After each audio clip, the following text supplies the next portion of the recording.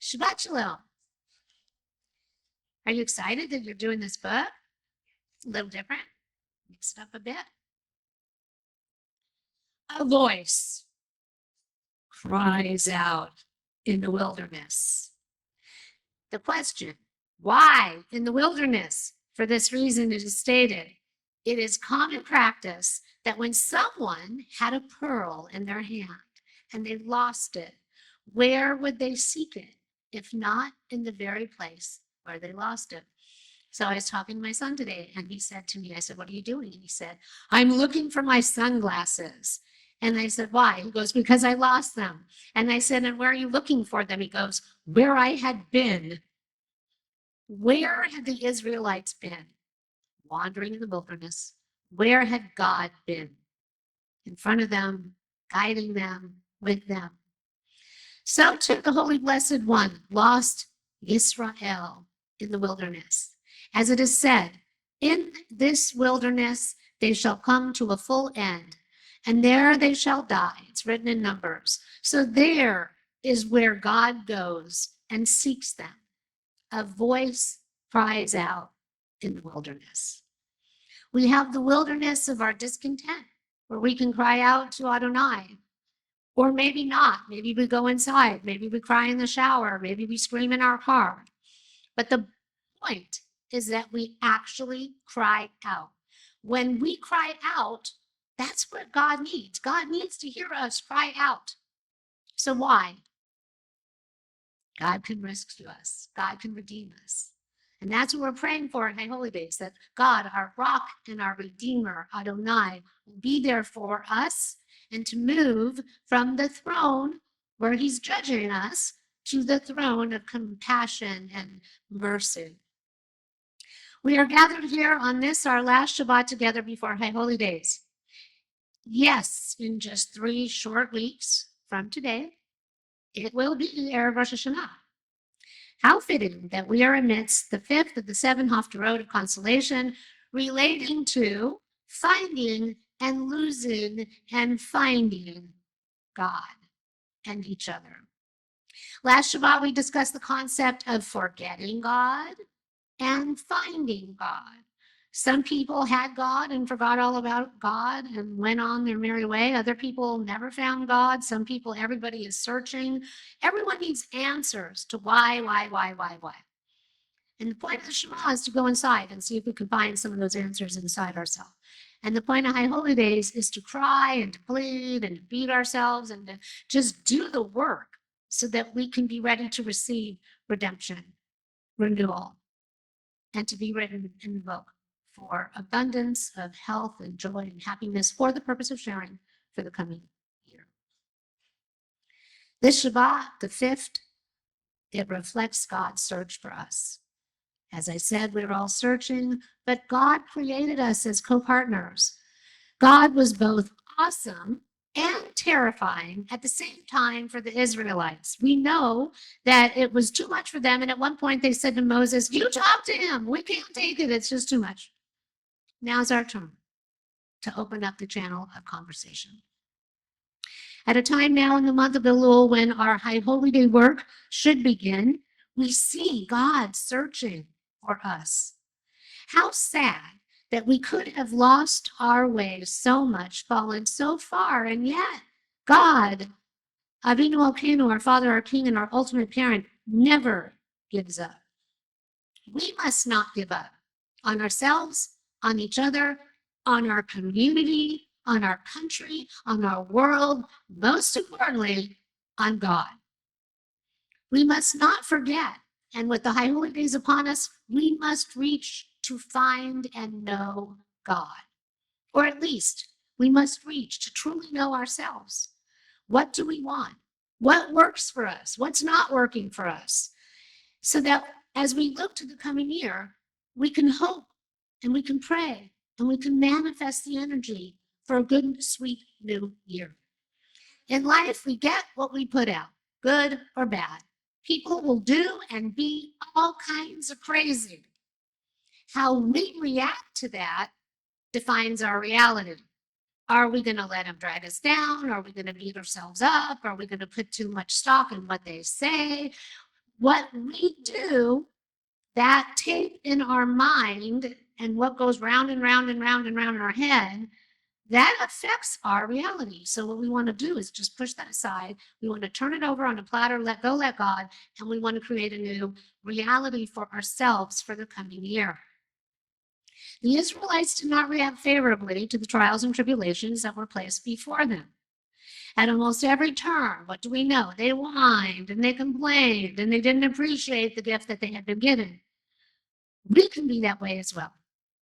At this time, it's important to analyze and to be grateful for all we have been given, the good and the bad, because each builds our character and colors our perspective and our place in the world we manifest for ourselves. In Elul, we have penitential prayers to prepare ourselves for the forgiveness and the redemption we will implore God for during the Yamim Noraim. How can we chant and sing Avinu Malkeinu, Avinu Malkeinu, our Father and our King, if we don't even have the desire to find and know God? It's empty. It's hollow. We need to do the work to try to make the connection. It's like any relationship. Honest interaction, realistic expectations are key to the success and the happiness that is possible. The shofar is blown every day during Elul, with the exception sometimes of Shabbat to wake us up, and sometimes on Shabbat. We must look for the pearls we have lost along the way and do the work. We all have moments when we have lost ourselves. We have lost our way. We need to re-examine the path that we are on and the steps that we can take to find ourselves, to find God, because God is within us. So therefore, finding ourselves is actually finding God. And to reboot and to refresh. The process of asking for and giving forgiveness should start now. As I said last Shabbat, if I've hurt anybody, please forgive me. It should start now. In a few moments, we will change our Torah covers to white, and we will continue to do the readings for Elul that we've been doing to officially begin the process of our Cheshbon HaNefesh, the accounting of our souls. We do this together. We are meant to do this in chavruta, in community. In Judaism, so much is manifested in community. As if we study in chavruta. We need a minyan to pray. In Judaism, we are not meant to be alone. We should meditate, we should be mindful, we should go into the quiet to become aware of ourselves and our place in the world. But that doesn't mean anything if we stay in a state of solitude. We are meant to bump up against each other in order to challenge ourselves, to elevate ourselves, and ultimately each other. It is said that in this month, God is actually closest to us. We are the pearls that God is searching for. So now is the time to search and to ask. Elul itself means to search, or in Aramaic, to harvest. Both are true to our mission in this month. Searching and then harvesting what we find in order to plant seeds to flourish in the coming year. If we want an abundant harvest, well, then we better do the work. Even if we think we don't need to, even if we are content with how things are. We reap what we sow. We may say everything's fine, and then what happens? The rug gets pulled out from under us and things are not so fine. So we need to plant those seeds. Life is constantly changing. We are constantly changing, whether we realize it or not. Even the process of aging is a constant evolution of sorts, challenging us to stay on top of our game, even if just to remain upright and mobile. We want to be written and sealed for abundant good health and happiness. Exercising helps to keep our body active and alive. Stretching our spiritual muscles helps to keep our soul limber, and truly affects the quality of our existence on so many levels. Judaism teaches, Ani ledodi v'dodi li, I am my beloved, and my beloved is mine. The letters of Elul themselves, Aleph, Lamed, Vav, Lamed, relate to that. And Kabbalah interprets this as a mutual awakening of love, where the human initiative reaching out draws down a massive wave of divine grace. We desperately need God's grace at this time, individually and collectively. The text, I am my beloved's and my beloved is mine, is on many a ketubah, a spiritual wedding contract, and an ode to the loving partnership God intends for us with each other and with God.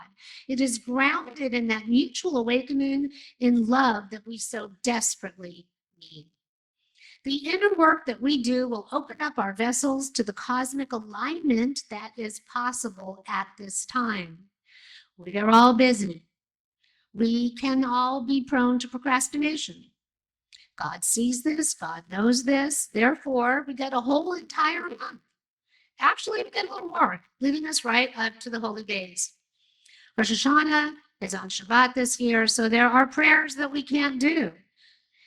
So it's important to show up, and it's important to do the work. Show up for Shabbat, for Friday and Saturday, for Rosh Hashanah, September 11th and 12th, and then show up for Kol Nidre for the Sunday and Monday. Kol Nidre with our fabulous Ruslan, and Yom Kippur, a wonderful day that we all can gather together to definitely seal the deal. The 10 days are more than just a process of setting us up for success. They are a means to manifesting our destiny and what we will have written and sealed. But they mean nothing if we are not brutally honest with ourselves and brutally honest with each other. Jewish sages explain that Elul is the ideal time to audit the soul's garments. What are the soul's garments? Thought, speech, and action. Making sure our daily habits align with our truest self. What are we putting out there in the world? Are we really a reflection of our own selves before the new year arrives? Are we something that we think other people want us to be? Are we authentically true in alignment with ourselves and divinity? Not caring what some people think, just being ourselves, going out there. The older you get, it is said, I remember my mother telling me, once you turn 60, you don't care what anybody thinks. And that's kind of how it doesn't matter what age you are. You have to show up, you have to do your best, you have to be your best, you have to put it out there, you have to have faith in the divine, faith in yourself. Take care of today, and tomorrow will be taken care of as well. So as we go forth through the rest of this month, especially since we won't be gathering for Shabbat worship, do the work. Even if you think you don't need to, at least take a moment to just ask, God, sovereign, master of the universe, divine motherly love, divine light that guides me, whatever works for you. Then, please help me to know the things I need to change. Make them abundantly clear so that I may be sealed for abundance in the coming year. Where do I need to be more loving and giving? Where am I withholding of anything? Time, money, heart. Help me to open up my vessel to truly receive the light that is possible for transformation and renewal. Help me to find the pearls that I have lost along the way, the missing pieces of me I can use to repair myself, my relationships, my spiritual awareness, and help me become more aligned with you. Seek, and you shall find. God, Hineni, I am here. Find me so I can know you and I can be set free and redeemed. May it be God's will. Shabbat Shalom.